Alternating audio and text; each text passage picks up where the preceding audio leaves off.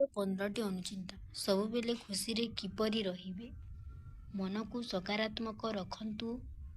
ପୁରୁଣା କଥା ଭୁଲି ଯିବା ଉଚିତ। ସକାଳୁ ଉଠିଲା ମାତ୍ରେ ନିଜ ଦୁଆର ମୁଣ୍ଡରେ ଗୋଟିଏ ଢାଳ ପାଣି ଢାଳନ୍ତୁ।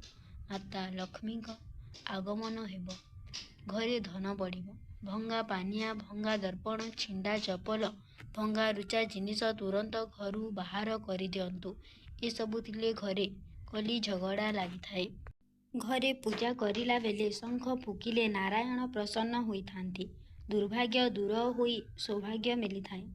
ସୂର୍ଯ୍ୟାସ୍ତ ପରେ ଚିନି, ଲୁଣ, ଚାଉଳ, ହଳଦୀ ଏସବୁ କାହାରିକୁ ଦେବା କଥା ନୁହେଁ।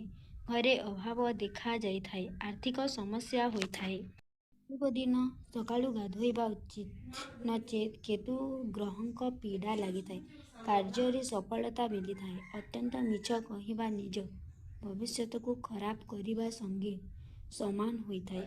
ସକାଳୁ ଆଖି ଖୋଲିଲା ମାତ୍ରେ ନିଜ ଇଷ୍ଟ ଦେବତାଙ୍କୁ ସ୍ମରଣ କରି ଉଠନ୍ତୁ। ଦିନଟି ଭଲ କଟିବ। ବସିଥିବା ବେଳେ ଗୋଡ଼ ହଲେଇଲେ ଋଣ ଖର୍ଚ୍ଚ ବଢ଼ିଥାଏ। ସ୍ୱାସ୍ଥ୍ୟ ଖରାପ ହୋଇଥାଏ। କ୍ଷୀର ଉତୁରିକି ଚୁଲିରେ ପଡ଼ିଲେ କିଛି ବିପଦ ଆସିବାର ସଂକେତ ମିଳିଥାଏ।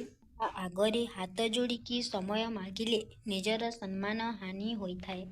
ନିଜର ଦୈନିକ ଜୀବନରେ ଅଳସୁଆକୁ ଛାଡ଼ିଲେ ସଫଳତାର ମାର୍ଗ ମିଳିବାକୁ ଲାଗିଥାଏ।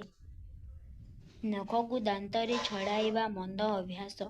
ବନ୍ଦ କରିବା ଉଚିତ। ଏହାଦ୍ୱାରା ଶରୀରକୁ ନଖର ମଇଳା ପେଟ ଭିତରକୁ ଯିବା ସହ ରୋଗ ମାଡ଼ିଥାଏ। ପ୍ରତ୍ୟେକ ଦିନ ପଶୁପକ୍ଷୀଙ୍କୁ କିଛି ଖାଇବାକୁ ଦେବା ଦ୍ୱାରା ଘରେ ସୁଖ ଶାନ୍ତି ବଢ଼ିଥାଏ। ସକାଳୁ ଖାଲି ପେଟରେ ଉଷୁମ ପାଣି ପିଇଲେ ସ୍ୱାସ୍ଥ୍ୟ ପାଇଁ ଭଲ। ଶରୀରର ଚର୍ବି କମ୍ ହେବାକୁ ଲାଗିଥାଏ।